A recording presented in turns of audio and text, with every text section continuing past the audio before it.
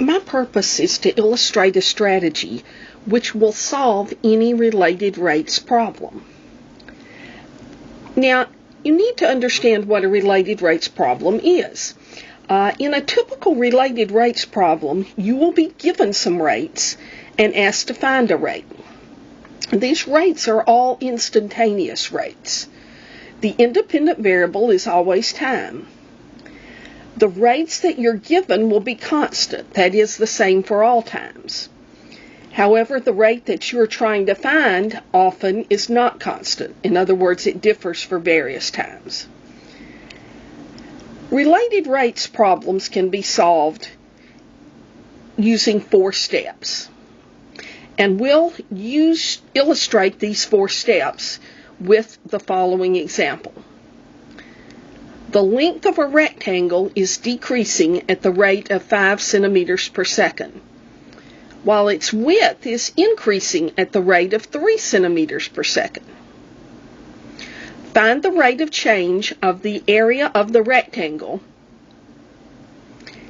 at a particular instant in time, that is, when the length is 10 centimeters and when the width is 8 centimeters. So you first want to write each rate in the problem, including the one you're trying to find, as a derivative. So one of the rates is 5 centimeters per second.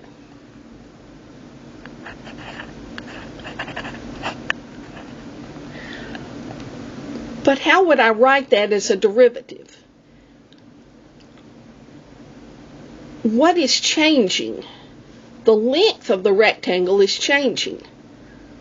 With respect to what? To time. So the derivative of the length with respect to time is 5 centimeters per second. The units really help you here. Length is in centimeters, time is in seconds. Well, what's another rate in the problem? We know the width, and by the way, the length is decreasing, so the rate of change of the length is a negative 5 centimeters per second. I almost missed that fact that 5 should be negative because the length is decreasing, so the rate of change of the length is negative. The width is increasing at a rate of 3 centimeters per second.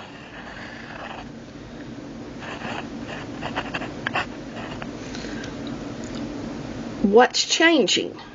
The width.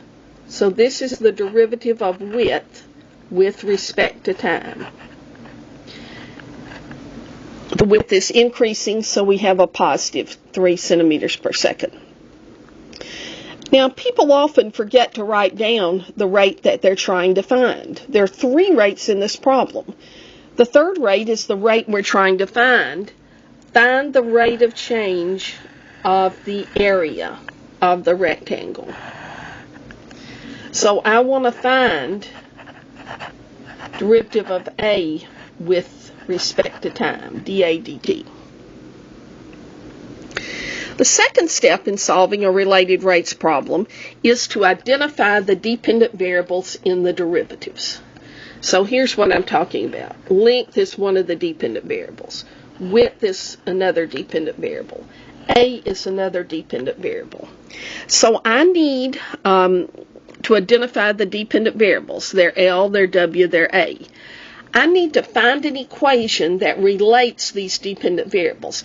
And you'll often need a formula for geometry for this. But we're dealing with what shape? A rectangle. And I know that what? Area of a rectangle is length times width. Step 3. I want to differentiate both sides of the equation that resulted from step 2 with respect to the independent variable time.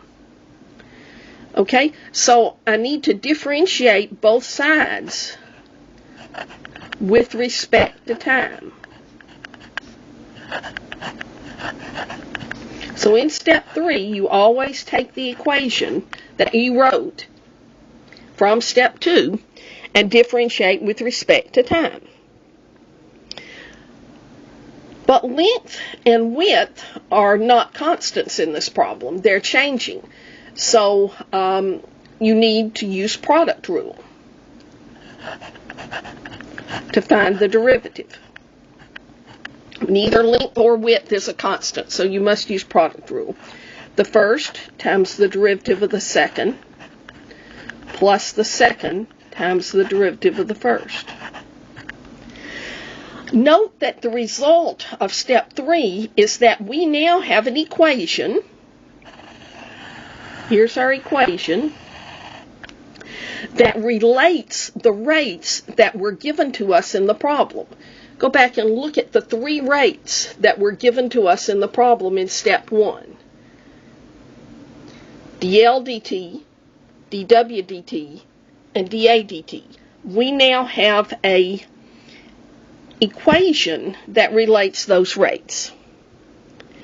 Now, step 4 is to substitute the values in the problem that were given to us for the rates that we know, and also for any of the variables. Sometimes you're not actually given all the details you need to substitute into the equation, but you're given enough information to find that. Okay, I think we're actually given everything we need in this problem, and we won't have to find anything. So dA dt was what I'm trying to find. Okay, look back in step 1, I'm trying to find dA dt. It equals, according to step 3, what? L. In step 3, L. What's L? It's 10 centimeters, right? So look at the original problem here. L is 10 centimeters. I'm just substituting into this equation, okay? I'm just substituting into this equation from step 3. L is 10 centimeters. dW dt is what from step 1? 3 centimeters per second.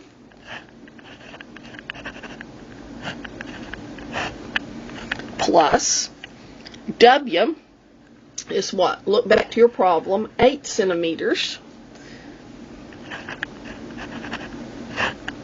And dL dt from step 1 is negative 5 centimeters per second. Please write the units here because they will be helpful to you.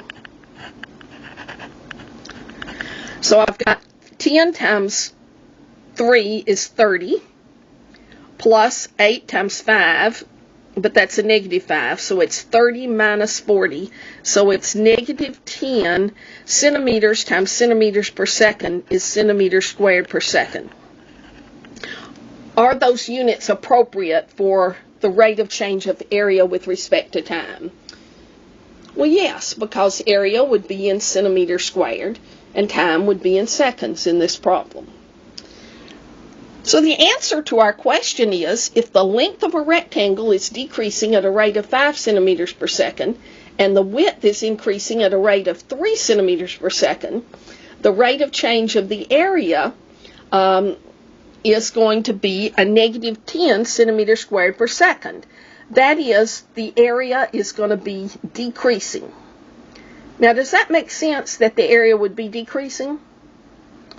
Think about it. The length is decreasing at a faster rate than the width is increasing, right? Look back at your original problem.